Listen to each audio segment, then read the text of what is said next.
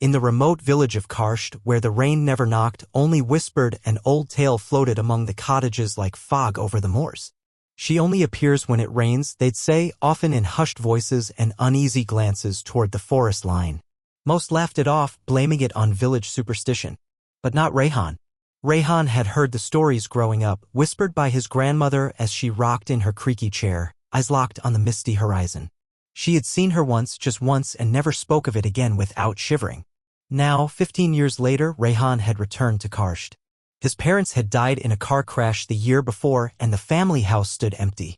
He came not out of nostalgia, but out of a strange pull, like something had been calling him back. The kind of call that lingers in dreams and follows you into waking life. The rain began on the first night. It wasn't a heavy storm, just a quiet drizzle that pattered gently against the windows. Rayhan stood by the old living room window, staring into the ink-black yard. Something felt off. The air was colder, and the silence between raindrops seemed unnaturally long. He could have sworn, only for a moment, that a figure moved just past the gate. A woman. Standing still. Barefoot. Hair dripping. He blinked. She was gone.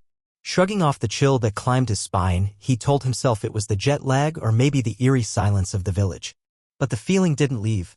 The villagers were welcoming but guarded. Old men smoked under plastic awnings, women hurried their children indoors at the first sign of a cloud. Rayhan asked about the woman. Nobody answered directly. Just don't go out when it rains, said an elderly shopkeeper, his eyes dark as the storm clouds above. Close your windows. Lock your doors. And don't answer a knock, warned another. Rayhan wanted answers. Instead, he found only fear. On the third night, the storm hit harder. Rain lashed the windows like nails on glass. Rayhan sat by the fireplace, half dozing with an old photo album in his lap. A soft knock startled him. 3 slow knocks. He froze. It was nearly midnight. Who would knock at this hour, in this weather? Another knock. He approached the door cautiously. The porch light flickered above. He opened the peephole. No one.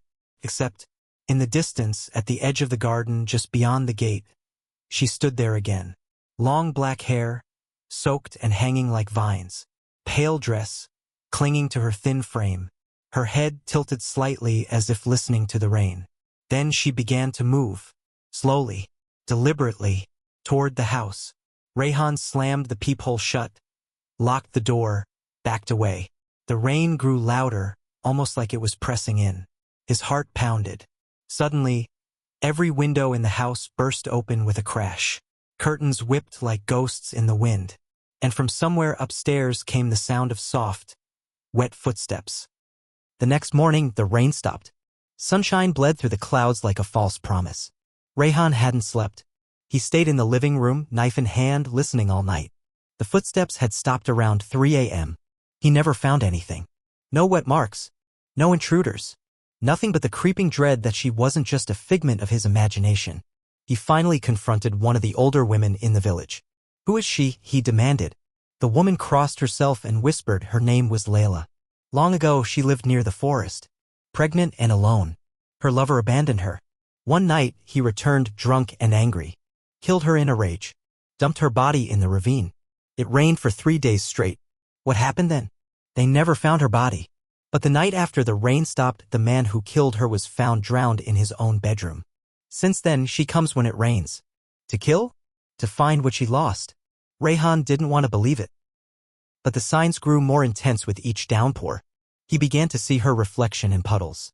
Hear soft weeping in the drains. The attic ceiling began to drip despite the roof being fixed. Once he found handprints on the mirror, small, like a child's. On the 7th night, it poured as if the sky itself was breaking. Rayhan, unable to bear the fear, set up cameras around the house. Motion detectors. Audio recorders. He would face her, find the truth even if it killed him. Midnight struck. The rain was deafening. Then silence. And a cry. High-pitched. Like a baby. He raced to the hallway. A pool of water spread beneath the nursery room, the one his mother had once prepared for a baby that never came. He stepped in. There, in the middle of the room, stood Layla. Her eyes were hollow. Her mouth trembled. In her arms, she held something invisible, cradling it, rocking it. She looked at Rayhan. He took her from me. She whispered. Suddenly, Rayhan remembered something. His mother once told him in passing. Before he was born, she had a miscarriage during a storm. A little girl. She would have been named Layla. The realization struck him like lightning. She wasn't here to harm him. She was looking for her child. Her spirit had been confused, bound to the rain, drawn by echoes of her unborn daughter's name. And when Rayhan returned, the house remembered. The land remembered. So did she. Rayhan stepped closer, gently.